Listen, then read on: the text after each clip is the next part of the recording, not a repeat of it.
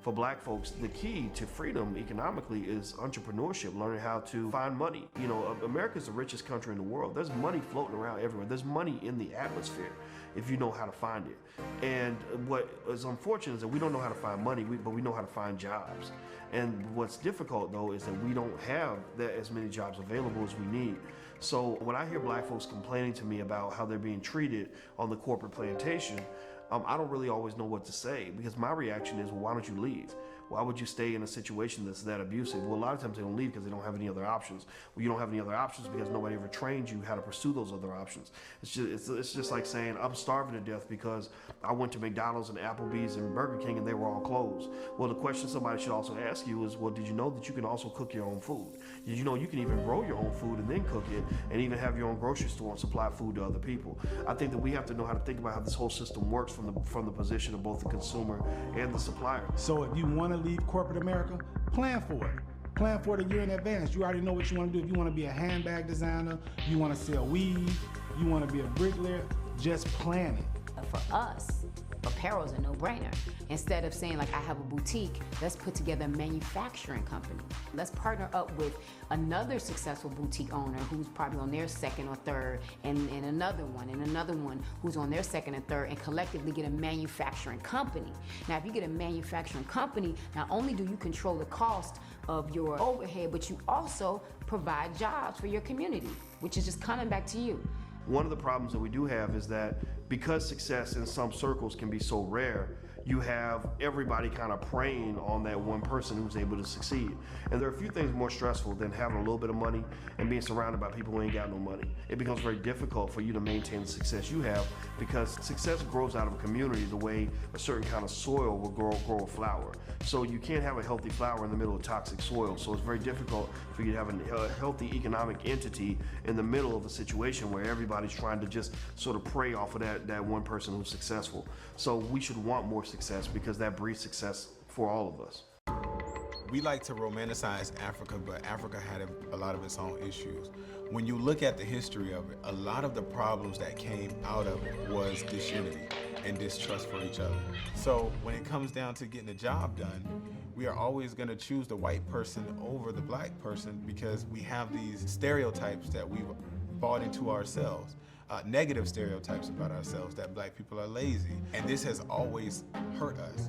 So we have to get to the point where we're no longer looking at things as just individualistic achievements, and we're looking at it as a collective, as a whole. How can we help each other?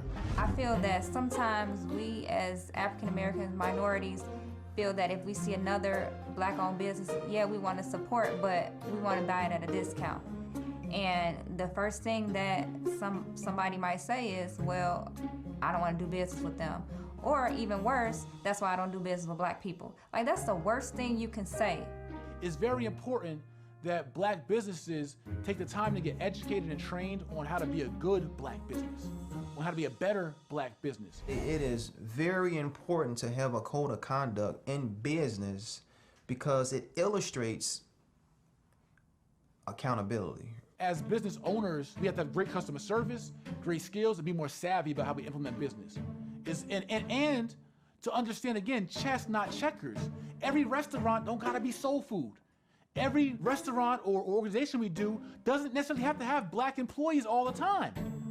Strategy-wise, when you want your business to succeed in certain markets. So you could be sophisticated enough to be a black person that owns an Italian restaurant. You can go sell pizza and pasta and have your whole staff be Italian, but your black ass is the owner getting the profits and bringing it back to your community. So we can be more creative and innovative and sophisticated in what businesses we create and how we run them. I love supporting black businesses. I'm an advocate for black businesses. Obviously, I will spend my money in a black organization quickly. But it's only so many soaps I can buy, so many shea butters I can buy, so many t-shirts I'm wanting to buy. It's good to have these type of businesses, but now we gotta graduate beyond that. We gotta have these real meaningful businesses that create dependency on the black community, on us. We don't own any type of railroads. We don't own any type of automobile companies. We don't own any type of mineral company. We don't own any type of aerospace type stuff, right? So I think until we get to that point when we start creating meaningful businesses and that people are dependent on us, we won't get that respect. Be aware of the competition. Be aware, do your research, but don't focus in on heavily that. Focus on you, your brand, your customer. Understand your customer needs. You have the Korean-owned beauty supply stores. You know, they can be in competition with each other, but they all still in business, they all operate, and they obviously are doing very well because they're all still open. And guess what? They selling to us. If you look at all the beauty supply products, there's black people on all the products, but majority of them aren't owned by us. They market to us to catch our attention, but what's frustrating to me is how can a male Caucasian tell me about my hair care needs and tell me what I need to use on my hair?